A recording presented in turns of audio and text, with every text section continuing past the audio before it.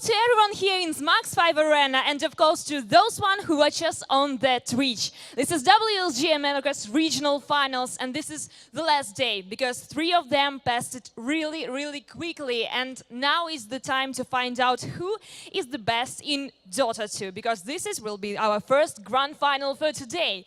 And I already see the teams preparing for the stage, and I can announce both of them. But first, it will be team who has a privilege here, because this is their home country, and maybe this will help it, and maybe you crowd will help them, because it's KingGao +4, and I welcome here on the stage.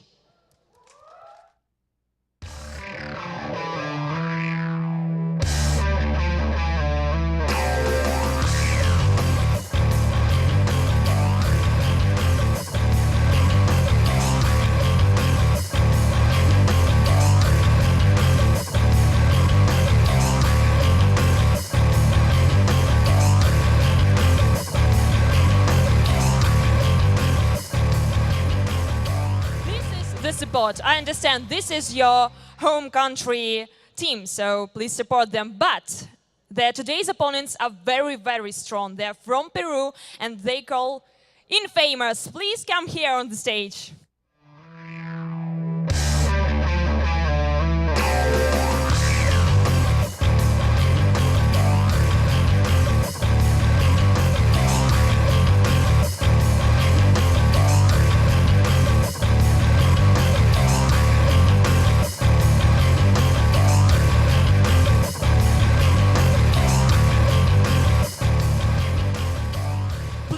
Once again, both of the teams, because we already have to start. Guys, please shake your hands and take your seats, and let's play some Dota.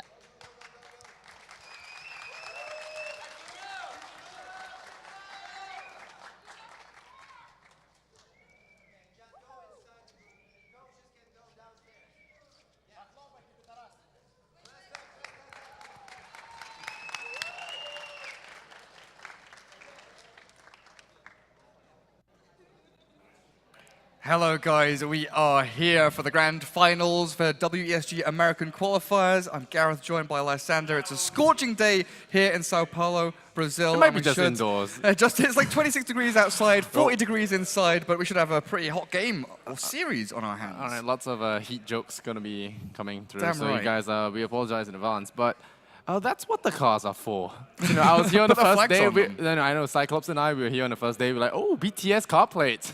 USA #1. USA #1. We went to take a couple of photos with these power cars, and well, we finally find out what they're for. Actually, I was just as puzzled as everyone was, and then they brought in the cars on the 3rd day, and then they put that Brazil flag over that yellow sports car. He's wearing it as a cape now as well. He's got it wrapped around his All right, in true esports fashion, I guess. But yeah, okay. We are going to have the game start very shortly. It is a grand final, best of 3. That's not what we're used to, but you know, it does make it more, what do you call it? more intense. Yeah, more intense. You know, you have less games to make mistakes. You condense all the games into a small series, but we also have the 3rd place decider as well after the grand finals for that extra spot to China. But if we sort of think about how these teams have done, you know, both teams stormed through their group stage, both going 3-0. KingGao +4 maybe having the easier time. They haven't dropped a single map, a single game in any of their series or in the groups. But then again, you know, the game lost by Infamous. I mean, does that really count when you try and experiment with a Jakiro and a safe lane bench? I mean, they made their opponents sweat. They were being a bit even cheeky, in that game. right? Yeah, they were being cheeky. It wasn't really a proper draft by any means. It wasn't just that one map drop, but it was also the fact that, you know, Vulture put up a good fight up against them. It wasn't like a straight sweep through that we saw from KingGao +4. Their opponents were maybe a little bit stronger, and they definitely had a few struggles. Sure. But, you know, these two teams are probably the most evenly matched that we'll see all tournament. We'll see. Maybe the 3rd place decider will be... You know, us casters, we always say, oh yeah, these are going to be a one-sided stomp, and then it becomes a 2-1 heavily contested series. And then, you know, we stay, okay, you know, these teams, you know, probably the best in the tournament, they're going to put up a good fight. We're going to have a close match, and then suddenly we see a 2-0 stomp. You know, as casters, I think we should really shush on what results that we think are going to pull through. Don't curse anyone. Yeah, we don't curse anyone. We don't want to ruin any careers. Yeah, I mean, it's a big deal. The WESG in China the finals actually going to be played out in China. So a lot of these teams is vying for that spot through the Americas, and yeah, we're playing some of the top teams in the world.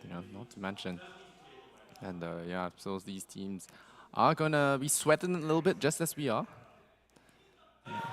Just a little bit. I might have lost Gareth to the heat now. I mean, I'm done for, honestly. If I have to do this series and the series after, I mean, might not be going home.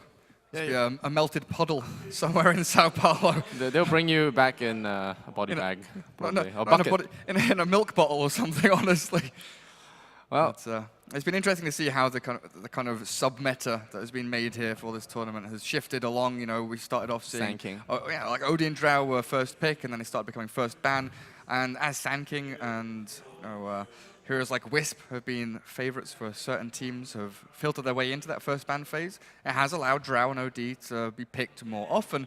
So it's interesting, or will be interesting to see in this series in particular, what they'll be using against each other, because we saw from King L+4, their previous series, they allowed their opponents to get Drow. They said, hey, you take it and we'll beat you while you have Drow Ranger and while you have OD. So they've definitely got strategies to play against those kind of heroes. I don't know if Infamous have the same kind of thing. I certainly hope so. I mean, it does seem like the Drow has been responded with from that PA. I think I just saw the stat really there pick. from, what was his name? HFN. Yeah, HFN. And yeah, 18-2 on that PA, definitely no sneeze at all. We did see a support PA, I'm not sure if you caught it this morning. I was casting the third game with Cyclops, and The dual offlane PA, yeah. Infamous did pull off that tri-lane PA, actually.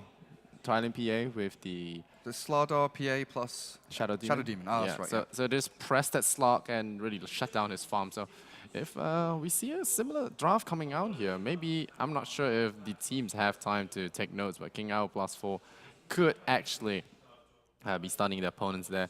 They're going to be earlier safe. this morning. But yeah, Drow Ranger is banned, so there will be no Drow shenanigans this entire match. And we have a Wisp ban. I want to talk about the Wisp. I have not seen it at all. And yet these South American teams are just putting a lot of emphasis on it, really banning it out. It's especially against Brazilian teams. We saw against T-Show and against King Owl, people are banning Wisp a lot. So it's one of those heroes that, like you used to do against Cloud9 when Fnatic was playing, or against Alliance with EGM. You kind of know the Wisp is in their wheelhouse. It's one of those heroes that they could just pull out and say, we've got a Wisp rotating from lane to lane and you can't really deal with it. It's just one of those kind of favorite But I haven't pickups. seen it in action because it's been banned non-stop. It's like, it's think as though we these had- guys, they revere it.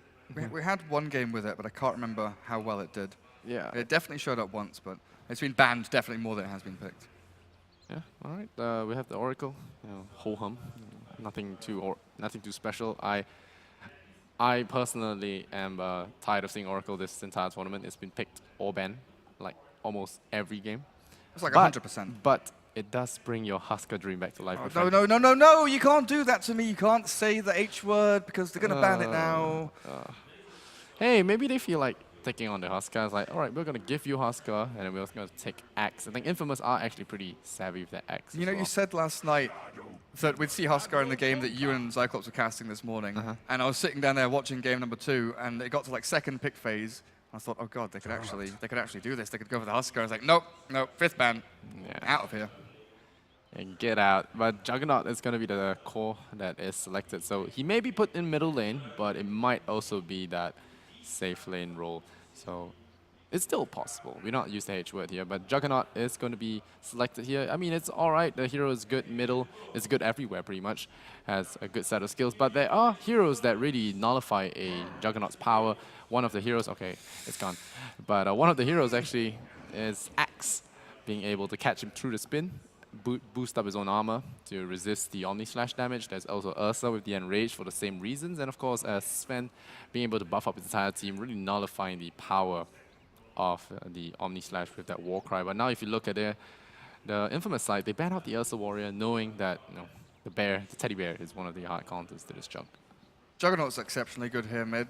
The fact that SD Kunkka can't really combo him. He's always going to get the Blade Fury off as long as he has it for the defensive usage and isn't going to go spinning into creep waves. That's true.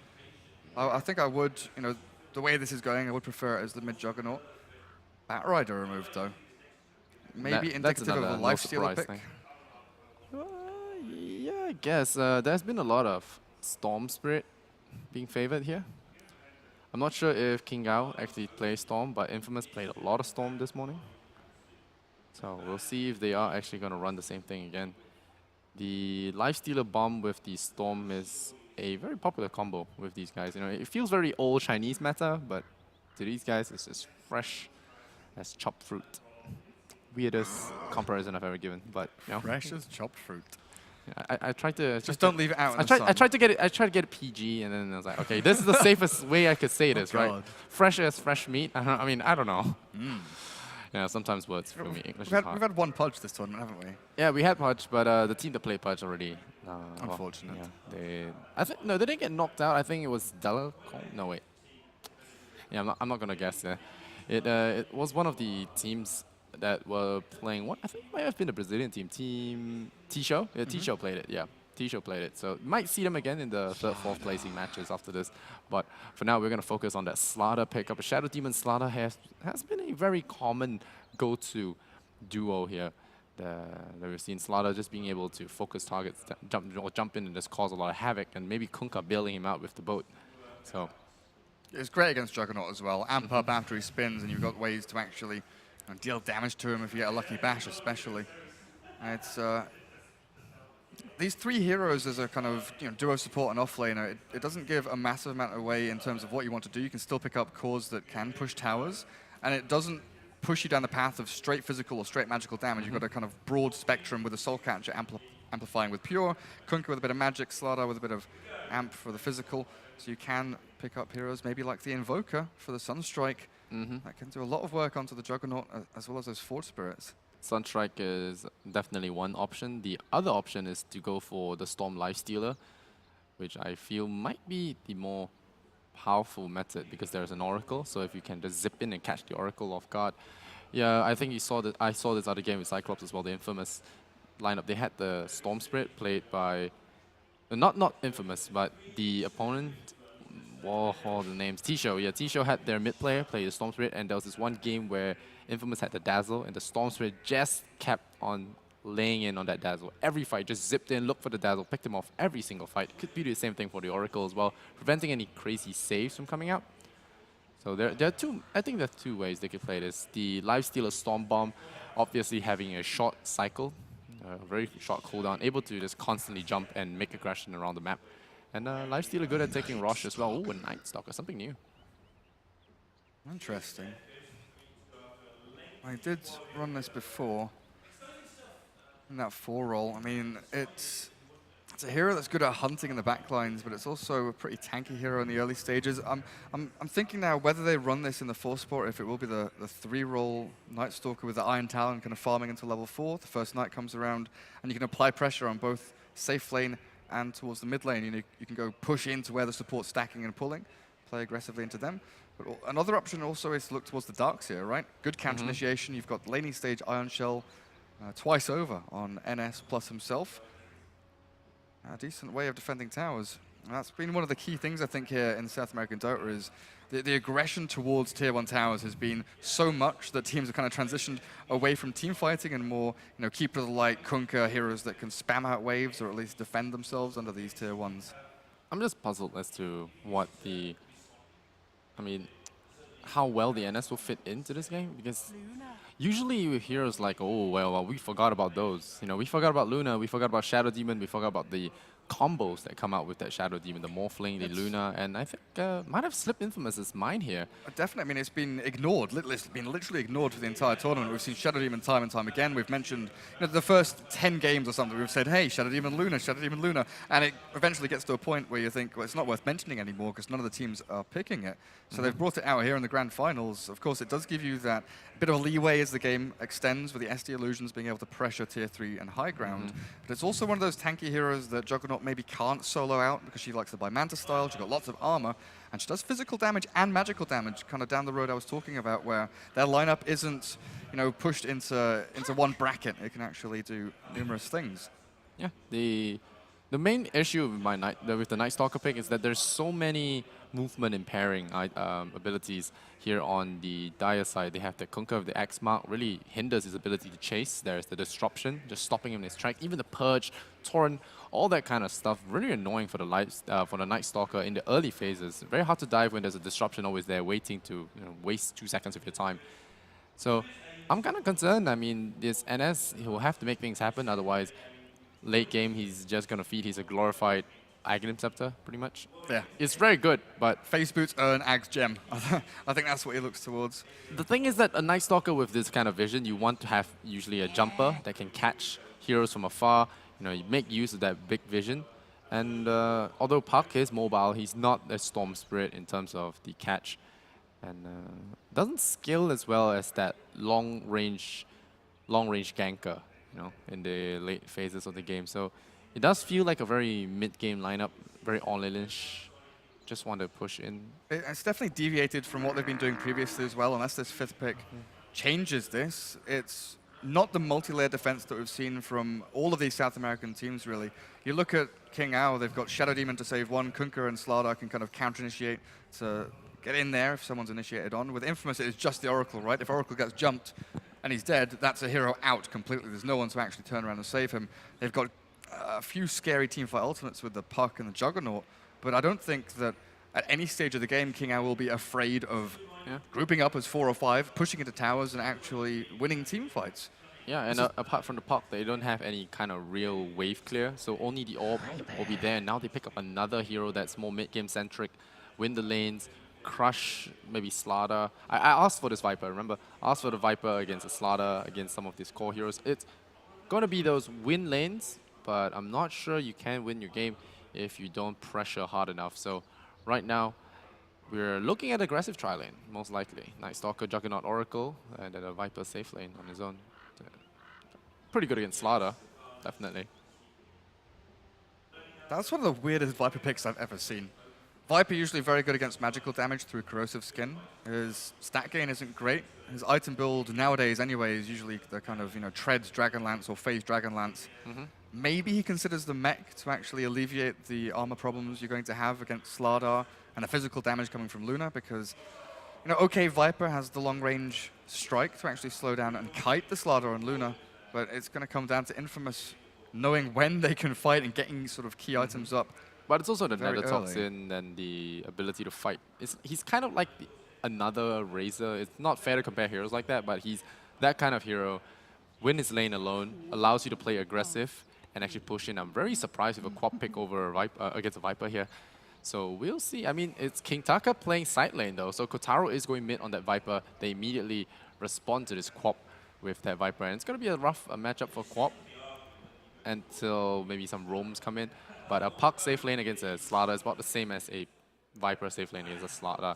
Both are going to do decently well against the Slithering Guard, and that aggressive tri-lane's got to work here for Infamous, otherwise their gamble's going to fall through and they're going to get punished. Yeah, if they do go for the aggro tri-lane, kill off the Oracle a couple of times, rotate in towards mid.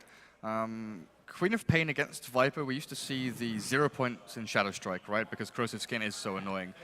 But not sure exactly what kind of skill build. I mean, Queen going can on win the with lane that.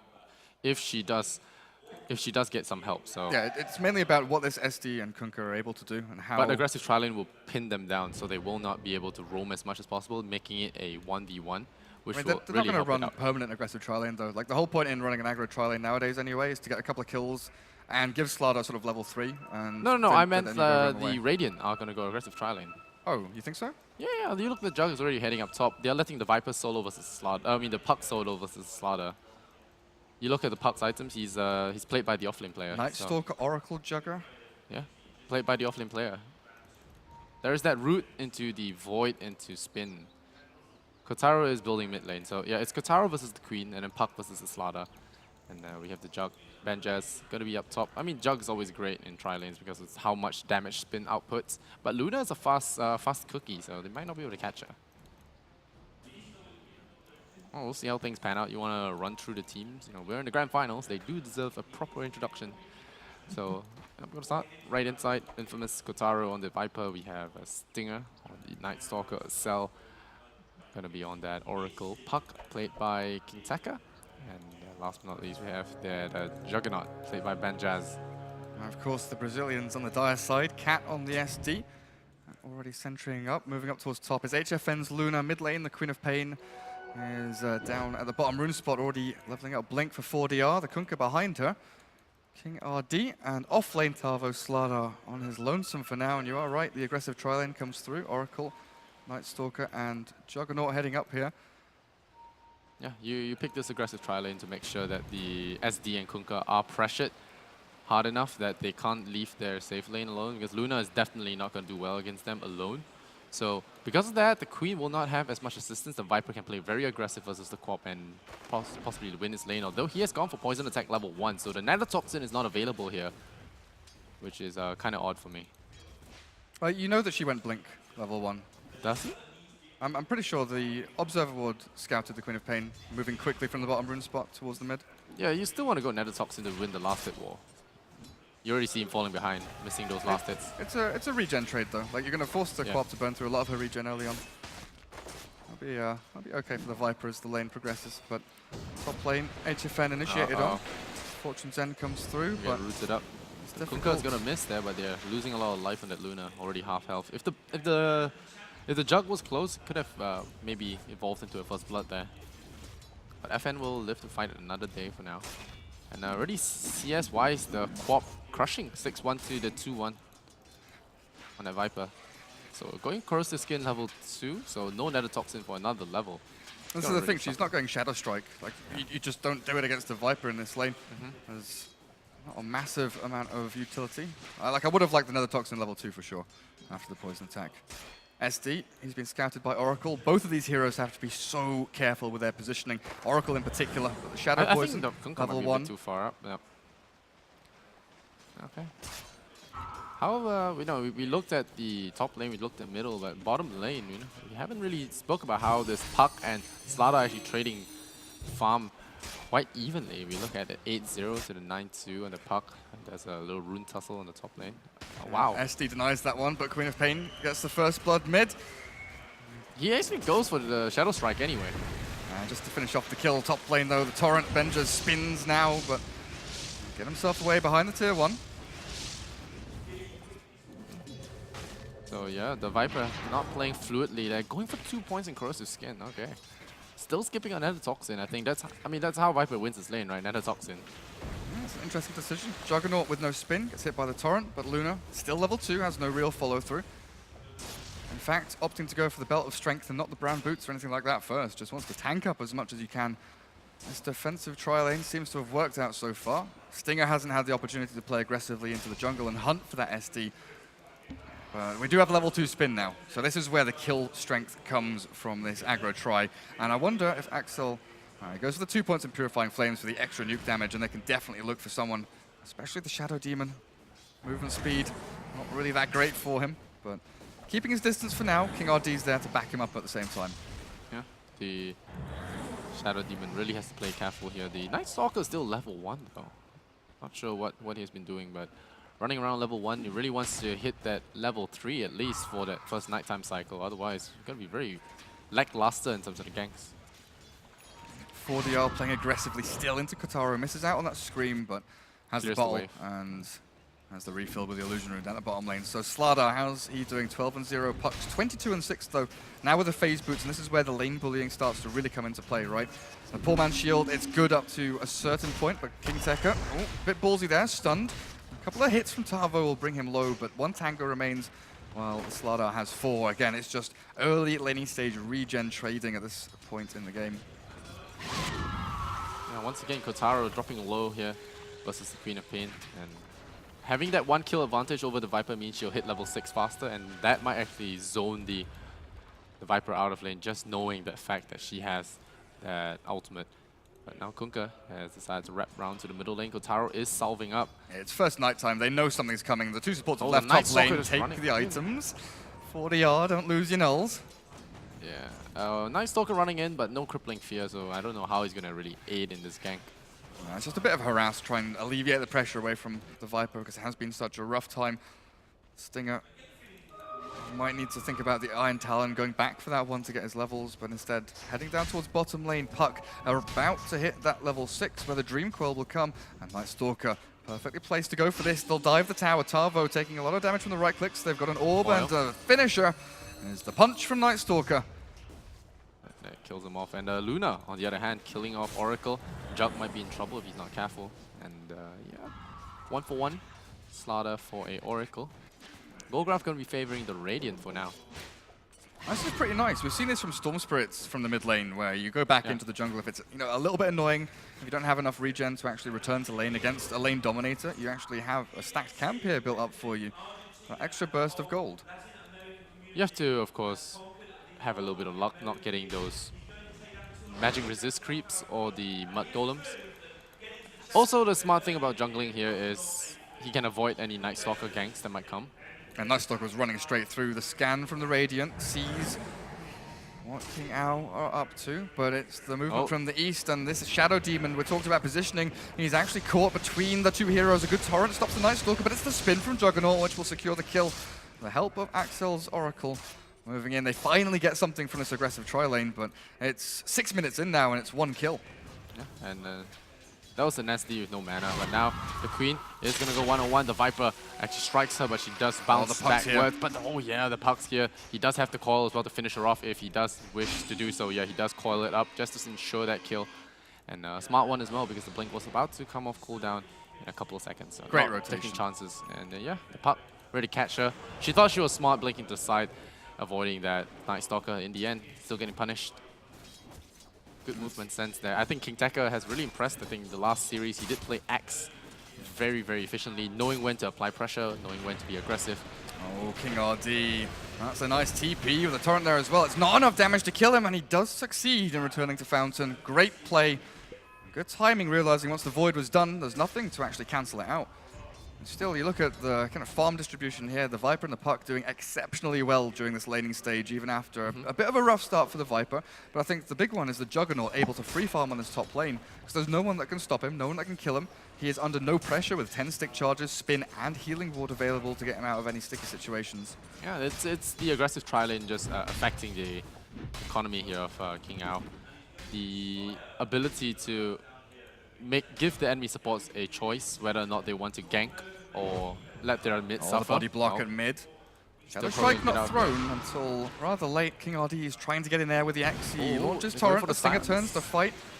Now with the Dream Coil down, Viper is right-clicking up on the high ground. The self-disruption comes out. Queen of Pain thinking about the Sonic Wave. Gonna have to launch it now to get some damage done. Stinger dies. They're not gonna get the puck though. The Phase Shift is there. Slaughter arrives, gets the crush down, and the Viper's turned around on. Queen of Pain should clean up with too many problems. No! They've got the Purifying Flames in there, and Puck jumps in. The orb dodge with the Omni Slash. Juggernaut cleans up another. Silence up onto the Slaughter, and they'll spin him down with no problems. Oh, Luna, hello, comes in, kills the Puck, and another, and another! Juggernaut finds a double kill there, which HFN, with nothing left in the tank except a Lucent Beam, but the fog, the darkness, is back on top of the cliff.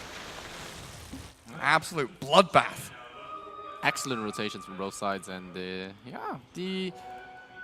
I mean, the Queen tried to get out of there, but just too many ultimates to avoid, and in the end, getting Juggernaut Omni here. So again, I think the overall winner, if you look at that goal graph change, it's going to be the Radiant. They're coming out ahead with a 1,000 goal swing. The Juggernaut not dying there is definitely a huge thing. It was a 3-for-4 trade, and the Juggernaut surviving through all of that means more gold, more EXP for him, further ahead, and there's already good game for him. The sudden 5v5 mid lane approaches. Uh-oh, Oracle. Deary me. What was the plan? I don't know. I think the plan was try to get level 6. Instead, it'll push Queen of Pain closer to level 7. Yeah, that Sonic Wave already very well timed. And again, the Viper. So the Viper is going to go for the kind of old school build, right? The actual rushed mech. No Brand Boots, no Treads, Dragonlance. It is Aquila, Wand, mech. This is going to mean corrosives as well. The high ground, or the sort of aggressive push into tier 1s is going to come through. They've got Aquila up on Juggernaut, as well as drums being built by the Puck. So no Hand of Midas, no Blink Dagger, nothing like that. No Veil even, which we commonly see. It's going to be the stats into auras for the Radiant team.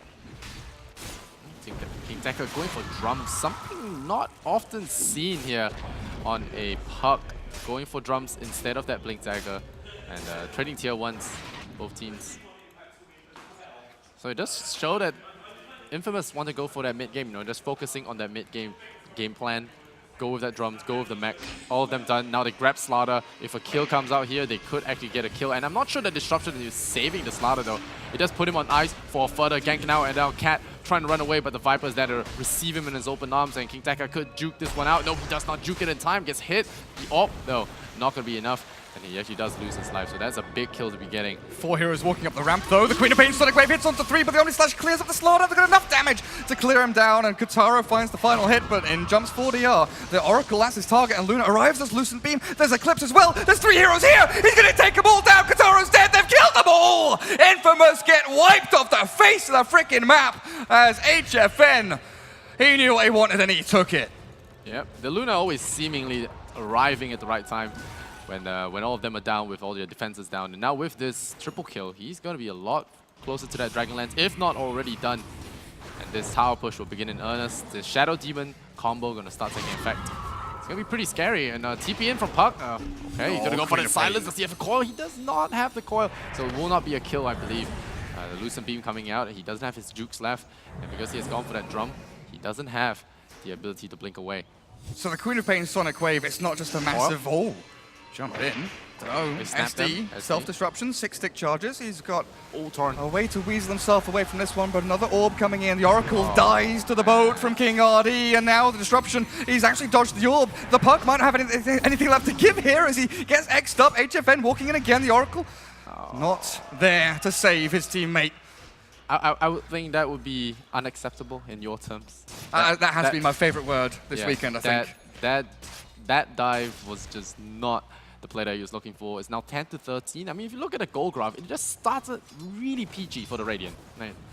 The guys on the left side having a lot of fun, and then suddenly 2 bad team fights in a row, allowing Luna to just collectively hoard up a lot of gold, and suddenly you're in the dire favor. If you look at the net worth, Queen as well as the Luna right on top of that. First nighttime was perfect. Stinger made a good rotation. The move up towards top tier 1 was good. And then these past 2 team fights with the big ultis available from King Ao, and they'll be available in about 30 seconds once that Eclipse comes off cooldown. They do have to be wary about pushing into these towers because, like we've mentioned, this Radiant team with the mech and the drums, they do want to be pushing into tier 1s. Yeah, the trouble is, if the group up from the Dire is there... Queen is just punishing the group up strategy here of Infamous. The Queen as well as the Kunkka boat, it just makes 5-mans really hard to win when everyone is 40% more tanky, as well as having a pure damage AoE just going down those choke points. So very difficult for Infamous to take fights, and maybe forcing them to go into a split push kind of mentality, which is exactly what King Ao is going to fight them at, because this Luna SD, once it matures, this strategy is just going to destroy Infamous and their bases. So both teams looking for very similar things. Information gained by the Radiant as the mid-tier 1s pushed. They were smoked up behind it, looking for the wrap behind. And it's just going to be a trade off of tier 1s. But King Ao are taking it real slowly, so there might be a contest. Unlikely. Oh, no, there is. Puck, the Power Rangers come in. They don't have the Queen of Pains to the east with the Kunkka as well. They might want to fight this. The Night Stalker. Oh, silences up to Kunkka. Locks him down. There might be a kill here. One solitary kill. The Viper is there to receive the Captain, and the Omni Slash comes out, so a little bit of a waste, I feel. The Viper could have blocked him down just fine. Meanwhile, the Shadow Demon's gone. The Eclipse comes out, but it's just the Puck. They'll be juking it, and now, wow, return throw, you could say, into the court of Infamous, getting themselves a nice little lead there with the 2 support kills. Might snipe off another tier 1 tower as a result. Yeah. If you're deciding to fight there, either you push as a team into the tier 1 and fight on the tier 1 for the Dire side, or you just full retreat and give up the Kunkka. They've got 2 options there, and I kind of dilly-dallied in between the 2, considering maybe re-engaging. In the end, losing a couple of heroes where it wasn't really necessary as Tavo gets Invis Rune, following KingTekker. There. Through the orb. Oh, there's a crush there on the Night Stalker. I'm not sure this is a advisable endeavor. Just forcing a bit of panic there from the Night Stalker. Maybe pull some TPs over. But not going to happen there. And do you think this Viper is going to go Dragonlance or maybe the Aghanim Scepter? I feel like the Viper Strike could play a really huge part in these team fights. Yeah, very good against the Slardar and the Luna. Dragonlance and Hurricane Pike, though. Hurricane Pike in particular, the mobility you get from that, being able to push yourself away from the Eclipse, away from Sonic Wave, and I think more importantly, away from the Slardar, who loves these in and out plays. Always wanted to jump in, crush, sprint out, come back in again for round 2. But Roshan, very simple. Amplified damage, right click, into Luna's pocket goes the Aegis, and even though the Radiant were kind of prepping themselves for some kind of contest, they've realized it's far too late. All right. Observer scouting this out. They're gonna back off. They have an X marked Slardar. They have his dagger now, so could be making some moves. But the Queen ports back, so it's gonna be more farming for now. I think they want to get those key items, maybe a Manta style to remove silence. But I don't think Infamous are ready to sit on their lap. Right now, it's gonna be rough going on to the Aegis there. We could be looking at an overcommit if they're not careful. There's a disruption to just bail them out. The event that things get a little bit too hairy. Here comes the coil, gonna find the Shadow Demon, immediately takes him out with a Sonic Wave, going across 2 heroes, and the Shout as well. Now the Oracle deploys his ulti, saves the Viper for a little bit. The Ghost Ship a little bit off the mark, the Aegis already popped there, the Night Stalker just hold the Luna in place, the Juggernaut able to spin down the Slardar, and suddenly 2 heroes lost plus an Aegis. That team fight looked like it was about to go the Dire's way, and then suddenly the mech came out, and a lot of jukes coming from the puck as well, avoiding that damage, allowing him to survive it. And somehow the Viper surviving through it thanks to the Oracle ulti as well. The mech plus Oracle ulti is a huge burst of health. Absolutely. At the end of it. Yeah. On top of all of that, unfortunately for the Luna, it was about 6 seconds until the level 2 Eclipse was coming off cooldown. If they had that, you know, maybe they're able to turn the fight. I was waiting for those beams to come down. But unfortunately not. It was a bit of a split fight as well. You know, the Kunkka was far off to the east. But it was ultimately Infamous good movement. They traced down the Slardar and the Kunkka and kind of pushed them away from the fight and then took the full frontal assault onto the SD and Luna when they could. And now we're looking at a puck who nearly has Phase Drum's Blink Dagger. 17 minutes in, the safe lane puck has found a lot of money for herself. Is that really her? I don't know. Always had that issue with Puck. It was male in Dota 1, but it's agender in Dota 2. Tayo, Tavo, jumping in a little bit too fiercely. Oh, the silence on the Luna, perfect. The Ghost Ship as well. Going to be landing on the Viper, but it's going to be wasted. The Coco Rum not really being put into effect. They drop the ward so that they can see the Viper through the trees. Is there going to be another save? The Oracle doesn't have it for 15 seconds. FN is actually wicked sick right now. He's just plowing through the entire enemy team. The coil on 3. This could be huge. They lose one of their heroes, Kunkka, going down. Tavo as well. Going to collapse. But is there going to be a bailout here from King Tekka? Yes, he is. But the Queen's there to receive him. Is there going to be enough? The beam comes out onto the Oracle, preventing escape. And 4DR will claim that. It's a 4-for-2 trade there. 16-17. They're putting up a real fight here, these boys, here in the grand finals. Infamous versus King Ao. And well, it's BO3, and we talked about compact intensity. Lucent Beam, 300 damage, 6-second cooldown with a mini stun, cancelling 2 TPs in that fight. Absolutely immense from the Luna, able to find 2 additional kills, which really shouldn't have gone their way thanks to that mini stun. Because you look at it, Slardar, even with the blink, he's looking at the big initiations, not the single targets. He's not able to really pick and choose where he can go in to cancel TPs, and Disruption is always being used defensively, really, from the SD. Luna, a big winner in that team fight, now moving into potentially a Sanjin Yasha, but this could also be that Black King bar.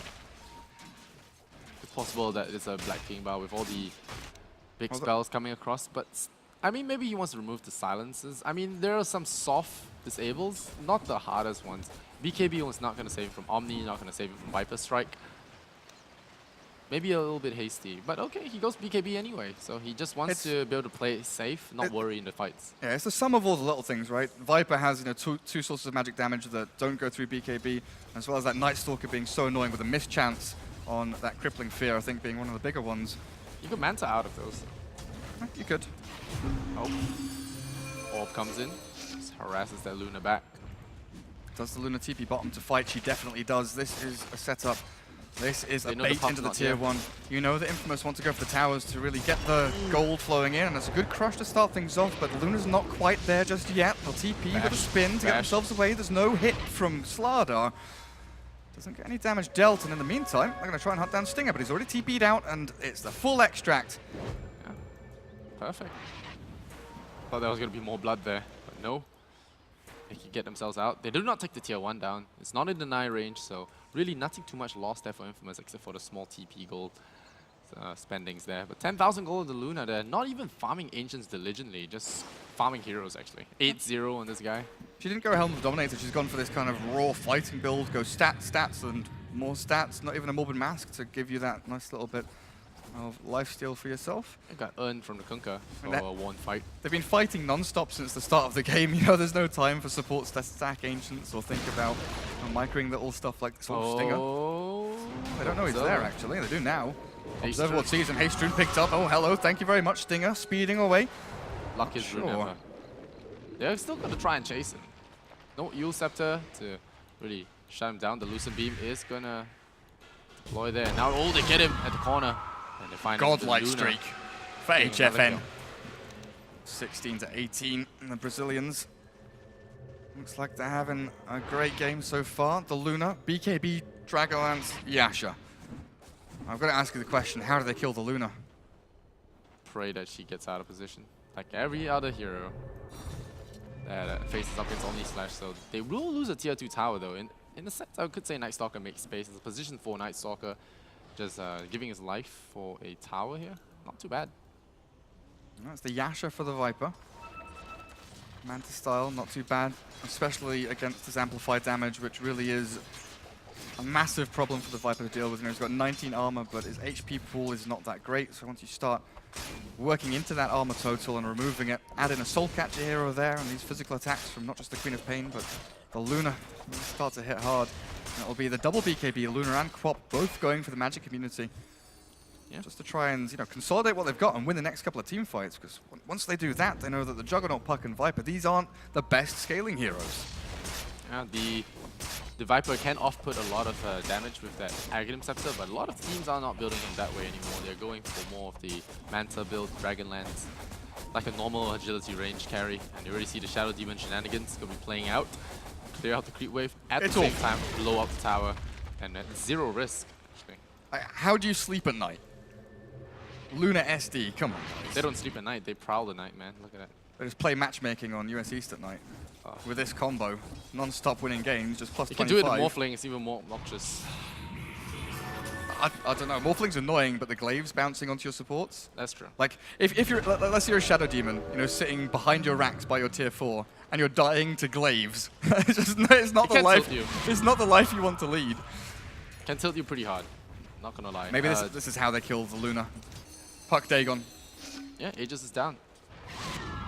Try and get her before the BKB, or they aim towards the back, get the Shadow Demon, get one of these squishier targets, and get the numbers advantage in the team fights. You know, if you click on the Juggernaut, you can explain to me why he has a Dragonlance. And don't just say good stats. I'm gonna say good stats. Yeah, I know, that's exactly what I would say as well. So, Dragonlance, you know, it's been one of those items where it is literally good, cheap stats. So there might have been a moment where I clicked this and I didn't register this because I thought I just misclicked I thought it was the Luna. Viper or something. Yeah, misclick it on the Luna. But yeah, this is definitely odd. I mean, I can understand it on Meepo because it's really cheap stats. Maybe he wants Hurricane Pike? Whatever he wants, he'll get it. Vengeance. Very odd for position 1, for sure. Yeah. It's usually, you know, you're looking at Manta Diffusal or a Yasha into Blink. Maybe think about the Battle Fury if you really want to, but he wasn't safe lane, you know, fully free farming. He was towards that off lane in the aggressive tri lane role, but Well, if we lose this, we'll be able to see, or if they lose this, we'll be able to see into the player booths and we'll see if there's anyone just yelling at someone else and you'll know, pretty much. I mean, there was a little bit of scoldings earlier on when Infamous dropped game 2. oh, they're versus jumping in bottom Zisho. lane. Good silence from King Tekka, but Kataro could be spotted out here. They'll turn. try and go into the Night Stalker. The Kataro Viper, Oh. Dagon onto Slardar, killed him off, and then comes the Eclipse. It's not enough damage to kill anyone just yet. I don't know, they can try and chase down Stinger. He's quick on his feet though, dancing Probably himself dead. around, but the body block's better from 4DR as he gets the kill with the help of the Shadow Demon. And in the meantime, King Tekka hasn't really fully escaped from this team fight. He's hiding in the trees. I think King RD might be scouting for him. It's just the TP back home. Yeah. Oracle's gonna be happy. The home team getting the love of the crowd. Yeah. No. That's gonna be feeling pretty bad for the Peruvian squad. It's never nice to get out-chanted in the grand finals, but hey, that's what you get. You know, that's why they call it the home team advantage. I mean, that's how the England football team feels every game. Even their own freaking supporters chant against them. don't watch as much football, but yeah, I can kind of feel it. You know, I mean, when you play in Kiev, I mean, and if Na'Vi ever plays the game, you're never gonna have the crowd on your side. Na'Vi played at Dota Pit in Croatia, and the entire crowd was for them as well. I mean, I guess sort of, you know, from the European region, Na'Vi has always been a fan favorite, and Croatia doesn't have a team. And not just Dota, I mean, in Counter-Strike as well, they're just, that brand is just so addictive to chant, you know? 2-syllable names, that's how you do it. So King Owl. Luna sticking with that 9-0. Flawless record right now. And back in for the Helm now. Additional armor, nice bit of lifesteal to keep her alive in these extended team fights. And pretty good at pushing high ground as well, just clearing out waves, go back into the jungle. Just an efficient all-rounder for her. Now, movement from the Radiant Kingteka. He's got to start really bullying this enemy team, setting things up for his team as well, because like we said at the end of the draft, they don't have a real opener hero apart from this Puck. It's Puck goes in, Puck dictates the tempo of the fight, and everyone else dogpiles onto a target. Yeah. And the Roshan is up, the ping come out. They want to take this Aegis, get the boss monster. What are these guys doing in the bottom lane? They don't even have a ward to watch the lane though. Samba party apparently. Yeah. It's gonna be a push forward. They're looking for a hero pick here before going into that Aegis, but the Oracle already on standby for any life-saving maneuvers. So 17-19. Both teams gonna chill a little bit, maybe retreat to Roshan. Dire certainly can get this one faster. They spot the Luna wandering into the pit. The haste rune denied by the illusion. I believe the Radiant will want to contest this. They've got darkness in 5 seconds. It's a matter of whether or not they can get here in time, and the way it looks right now, Luna is alone in the pit, chipping away at Roshan. No one's helping her out, so this is not as fast as it could be. Radiant and this is giving a time for the Radiant to get in here with Night Stalker sprinting forward. The fight around the pit begins. The Glimmercape forward. Cat has actually found himself a nice disruption onto the Juggernaut. Now Luna finishes the Roshan, gets the Aegis. The boat comes in, lands down onto one, got the Night Stalker trap, and they've killed him off. In the meantime, Kotaro demolished, gets the mech onto himself, but it's alone. The Sonic Wave whiffs, but it doesn't freaking matter. Killed off 2 cores now with a Juggernaut dropping. The Beyond Godlight streak of HFN continues. And if you don't have your Puck initiating, you're just going to lose one after the other. But I've got to say, shout-outs to that Shadow Demon. Yeah, definitely shout out to him being able to delay them long enough for them to actually get that Aegis. And now both Luna as well as the Queen of Pain have picked up BKBs. They are looking to close this game out. They're not waiting to play the farm game. You know, wait for that BKB to reach that maximum efficiency. Never mind Puck getting jumped here. Might be in trouble there. The Kunkka Torrent not going to be in time. Scream coming out. Queen does have BKB though, so if he does get in the pinch, he will be able to BKB himself out of it. But this tier 3 tower is about to fall. 8 seconds left on Viper as well as Jug. They're probably going to get this tower. Do they push forward? Looks like Puck wants to push the issue here. The laser from the Luna. Oh, they don't have the SD with them. If they had the SD there, they just keep spamming out illusions, and once the tier 3 falls and the glyph is gone, it is open season for Luna to bring down buildings, but it'll just be the X mark back to base to regen up some mana.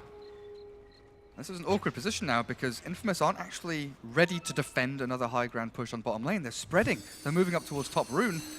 Puck, 7 seconds until TP's ready, will likely have it before they reach the tier 3 spot and onto the racks.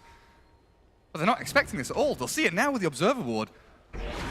They're not in position. They're just going to push in. I mean, the SD illusions as well as the main Luna going to walk up there, maybe hit the range racks first because it doesn't regen. And you talk about the glaives. How annoying is this? Honestly. Moonwell's going down. Honestly, how do you stop this? HFN looks unkillable, still holding on the Aegis as well. Ice Frog, we need to chat.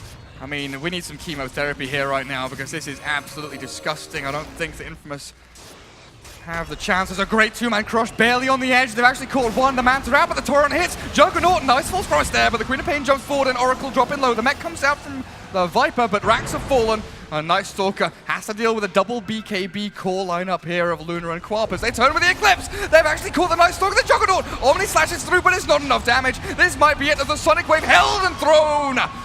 Juggernaut down with no buyback available, and the Glaives are bouncing onto the Oracle. They don't quite kill him off. In the meantime, the Puck is actually getting some damage done. Jumps to the orb, hides in the trees, Stuck for now, though. Blink in a second can get himself away a little bit further as King Tekka retreats. The blink away and the Oracle Perch trying to land there. Oh, the orb will be juked there by the puck. He will actually escape without losing his life, but the Viper is here. So it looks like we will not be seeing Kunkka there. He actually stops because he Press thinks he's F. dead. Yeah, buys out everything. So they lose one set of Rex. They haven't lost the game, but it's close. I did get a fair amount of money from that exchange. Puck, obviously, the mastermind behind that. 1,100 towards a Fairy Dragon. And what does that give it? 4 levels up in the Dagon now. Got the chance to zap down the Kunkka or maybe even the Slardar early on into these team fights. But again, it's just the case that Juggernaut with the Dragon Lance, he doesn't output enough damage with Omni Slash. Yeah.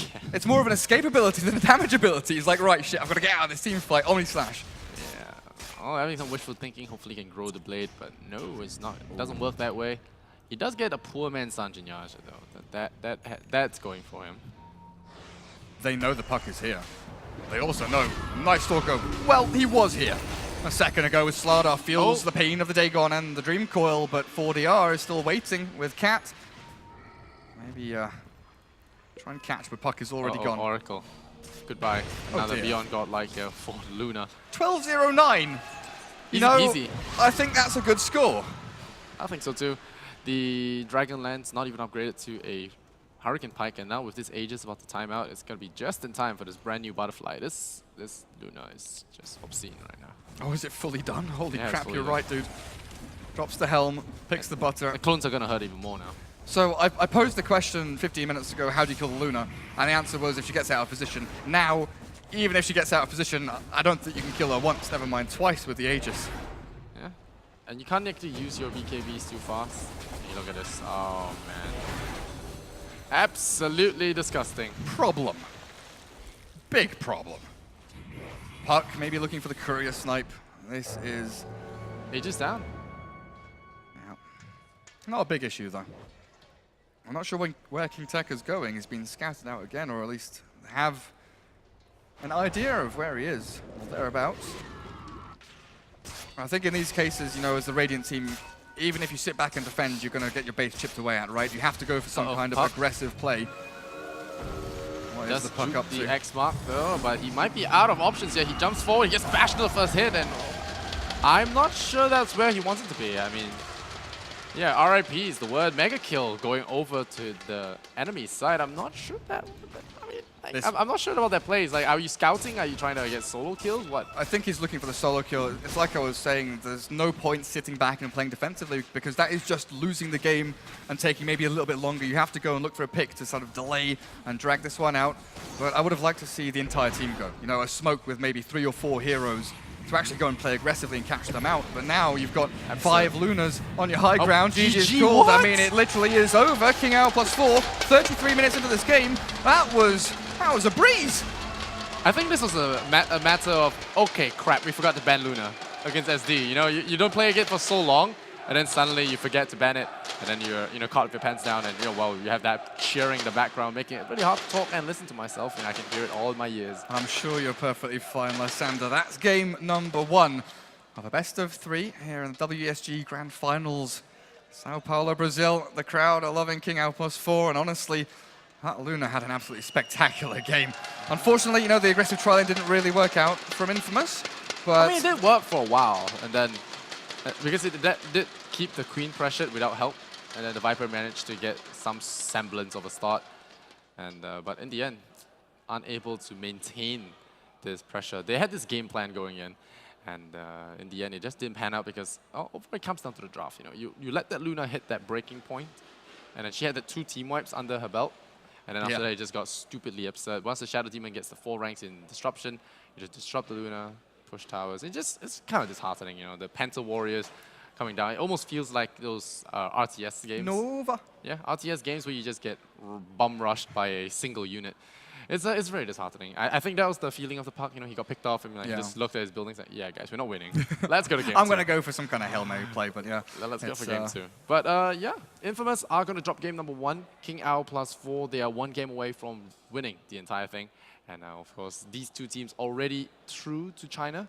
So it's all about the glory. And of course, for the home crowd back down there, you can see they are actually really excited to see the home team take home the title. And I'm sure the whole will be crazy if the next game goes to them. But, as casters, we always want to see if things can go to game number 3. But with that, if any closing thoughts on the match, we can go to our break and maybe It's hot here, so we're going to go to a break. See you guys in a minute. see you guys.